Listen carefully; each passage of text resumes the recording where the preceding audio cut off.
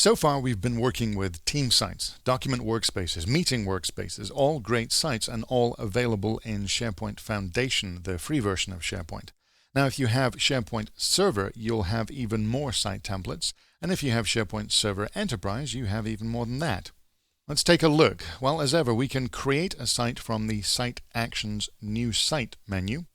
And if you have the Silverlight plugin installed, you'll see this version. Otherwise, you'll see a fairly normal web page. These sites can be filtered to make them a bit more readable. We can start breaking down by the sites that deal with it calls collaboration, such as the team site, the document workspace, and the group work site. Sites related to meetings, the 5 meeting workspaces, all very, very similar to each other. There's a section called Web Databases. This uses the Access Services feature of SharePoint Server Enterprise. And these are really 5 websites based on Access databases. We'll go into those a little deeper later on. You can see sites organized around different aspects of search. Sites organized around what it calls data, which is the record center, which we'll talk about also. So there are quite a few things. Again, yours might look different from mine based on the license that you have and what your administrator may have activated or deactivated. But it's important to know that not everything is visible here. There are some site templates that can only be created as a top-level site in a new site collection, which means, as far as we're concerned, some sites can only be created from within SharePoint Central Administration, the admin website for managing your SharePoint farm, and it's something you may or may not have access to. I'm going to switch over to a SharePoint Central Administration page, and I'm going to hit my Create Site Collection option. This is very similar to the information that you give SharePoint when you're creating a new site, in that you're giving it a title, a URL, and selecting from the template list. And indeed, in the template list, I'm seeing all the regular sites that I would expect: the team site, the blank site, the document workspace. I've got my 5 kinds of meeting workspace. However, if I jump over to publishing, I see a publishing portal and an enterprise wiki, both of which can only be created as a top-level site in a new site collection.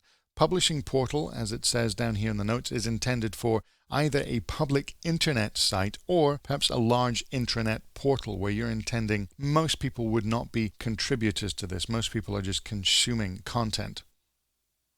And the enterprise wiki, if you're really kind of creating your own version of Wikipedia within your organization, this is the way to do it. In the enterprise tab, you'll see the Business Intelligence Center and the PowerPoint broadcast site, both of which can be created only as a top-level site in a new site collection. Now, these are all fairly big sites, sites with a bigger scope than just being a team site or a document workspace. And I'm going to cover them all in their own sections. The thing is, these sites are still created, like any SharePoint site, by a collection of lists and libraries. That doesn't stop just because it's an advanced site only available in SharePoint Enterprise, for example. So I'm going to create one of these. I'm going to create a publishing portal. I'll give it the name of the Two Trees Internet, because we could change that later. Again, because I'm creating this as a top-level site in a new site collection, I get a bit more of a choice of URLs. I'm going to pick this one at sites/internet. I do have to name myself or someone else as the site collection administrator. Again, you may or may not have access to this window, but it's useful to know what your administrators have to do to create a new site collection. The differences between your sites all about the focus of the site, the intention of the site. They still have the same mentality that you would have explored when you just worked with a team site. So that site collection with a new top-level site has been created, and I'm going to open it up. Now, in fact, this site, which is the publishing portal, is really a bit of a lie to just call it one site. In fact, it's several sites in one. Well, how do I know? Well, the same as looking at any SharePoint site, I can figure out what this site is made of by going to my Site Actions menu and finding my View All Site Content link.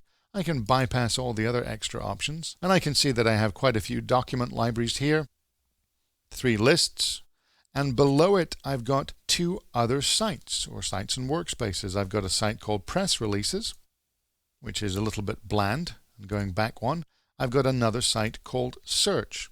So it looks like by creating this one publishing portal, I actually got 3 sites in one site collection. And that is exactly what happened. But as you can see, the site is still made of the good old lists and libraries. What we're going to explore a little bit later is what is the difference then between this site and a site I could get in the free version of SharePoint? Because it's something that's actually going on under the hood, and it's something that's responsible for my site actions menu having a few more options than it would have done on a team site. It's called the publishing feature. And in essence, that's the real difference between sites created in SharePoint Foundation and sites created in SharePoint Server. Not that the sites themselves are drastically different, but when you go to SharePoint Server, you have new features available to you. And the sites available as template use those features. And we're going to start exploring those features one by one.